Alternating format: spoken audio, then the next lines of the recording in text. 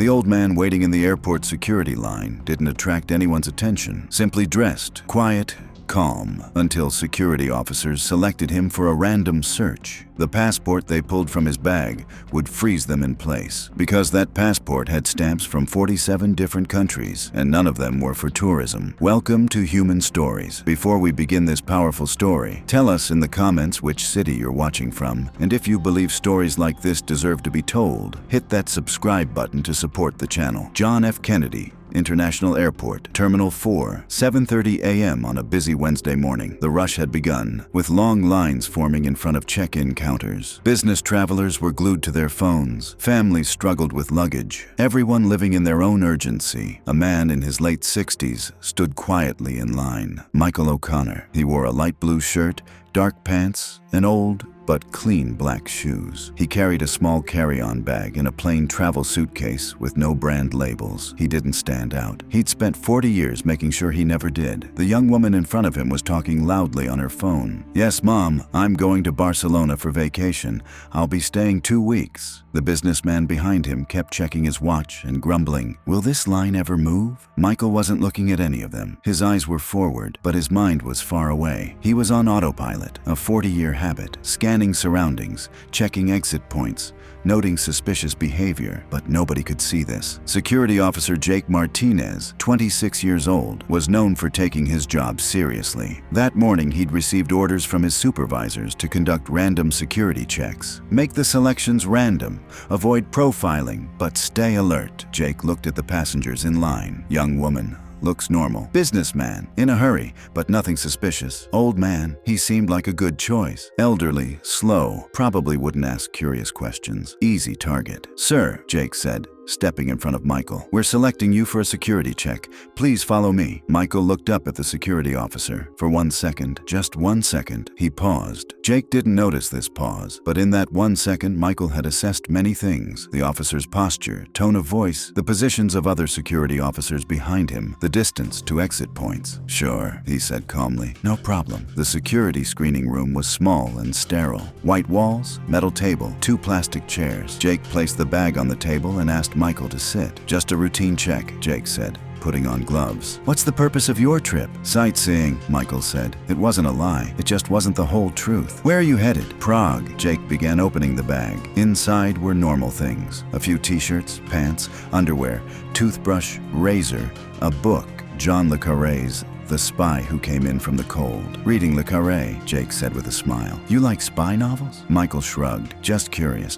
Real life probably isn't that exciting." If Jake had looked carefully, he might have noticed that small glint in Michael's eyes, but he didn't. He pulled the passport from the bottom of the bag. United States passport. Looks normal. Michael Patrick O'Connor, born 1955. Jake opened the passport and began flipping through the pages. Then he stopped, looked again, and froze. Page by page, stamp by stamp, 47 different countries, but these weren't tourist stamps. Afghanistan, Iraq, Libya, Syria, Yemen, Somalia, places no tourist would go, and the dates, regular movement since the 1980s, constantly on the move. These dots. Jake looked at the passport again. "These stamps." "Yes?" Michael's voice was still calm. "You travel a lot." "I do. Most of these countries. I mean, as a tourist." "I wasn't a tourist." Jake closed the passport and looked at Michael. Really looked. For the first time, what he saw in that old man's eyes made him uncomfortable. Too calm, too controlled, too professional. "Then what were you there as?" Michael was quiet for a while. Then, that's the kind of question that shouldn't be asked. Jake placed the passport on the table. His heart was racing, but he didn't quite know why. "Sir, in a situation like this, I need to speak with my supervisors." "I understand," Michael said, still the same calm. Jake left the room and explained the situation to his supervisor, Detective Ryan Miller, who was waiting in the corridor. 47 countries? Ryan was surprised. "And none of them tourist destinations?" "All conflict zones, Detective. And the guy's attitude is really strange. He's not worried at all, not trying to explain anything." Ryan thought. "Maybe he's a former journalist or aid worker." I asked. He wouldn't answer. Said, "That's the kind of question that shouldn't be asked." This caught Ryan's attention. He'd worked in security for 20 years and had heard these kinds of answers before. Only very specific types of people talked like that. Bring him. Let me talk to him. When Ryan entered the room, Michael was sitting in the same position. He hadn't moved, didn't look worried, just waiting. I'm Detective Ryan Miller, Ryan said. We need to verify the situation with your passport. Michael nodded. I understand. What's the reason for visiting so many countries? Work.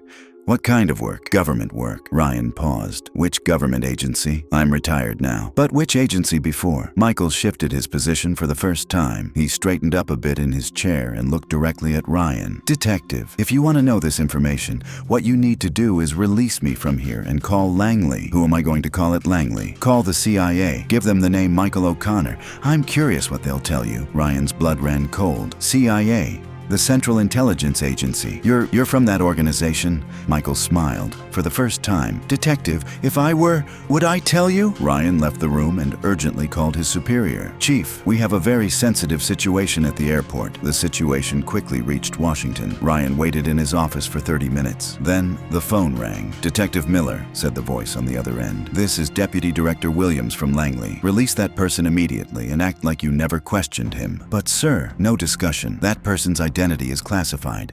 Make sure he gets on his flight and don't write any of this up. Who is he? A long silence came from the other end.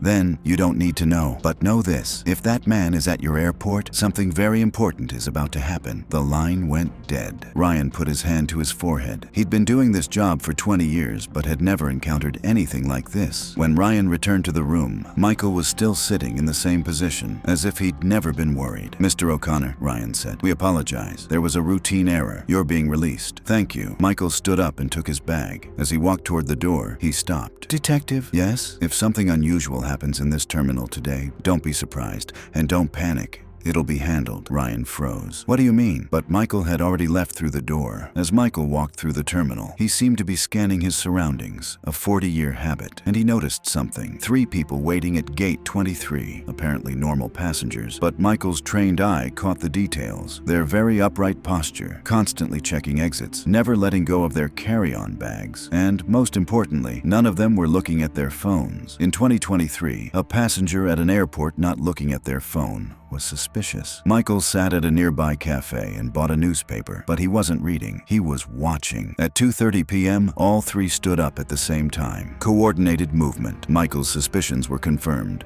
Whatever the plan was, they'd begun to move. Michael folded his newspaper and began following them from a distance. The 3 scattered in different directions, a classic triangular formation. Their target was clear, the Washington, D.C. flight waiting at gate 45. Who was on the VIP passenger list? A politician, businessman, or something occurred to Michael. The news he'd seen that morning. Retired General Robert Hayes, counterterrorism expert, departing today for NATO conference in Prague. That was it. The target was General Hayes. And Michael was taking the same flight. Michael went to the restroom. He looked at himself in the mirror. 68 years old, retired, living a quiet life. He wasn't part of these operations anymore. But he pulled out his phone and called an old number. Sam, it's me. Yes, Michael. Listen, there's a situation at Terminal 4. General Hayes is in danger.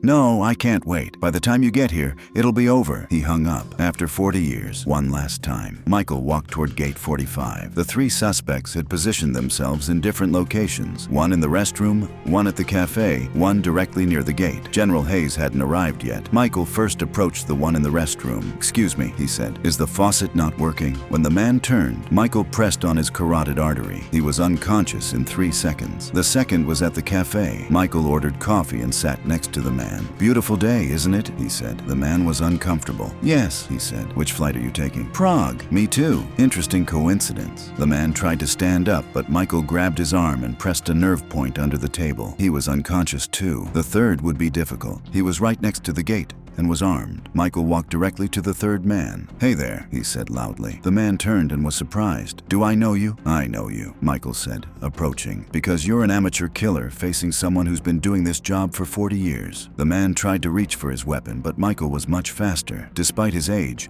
his reflexes were still intact. 5 seconds later, the man was on the ground, unconscious. Just then, General Hayes arrived. General, Michael said. Michael O'Connor. There was an assassination plot against you. It's been stopped. The general was surprised. Who are you? Former CIA. Retired now. But some habits never die. An hour later, airport security forces and CIA teams arrived. 3 terrorists were captured.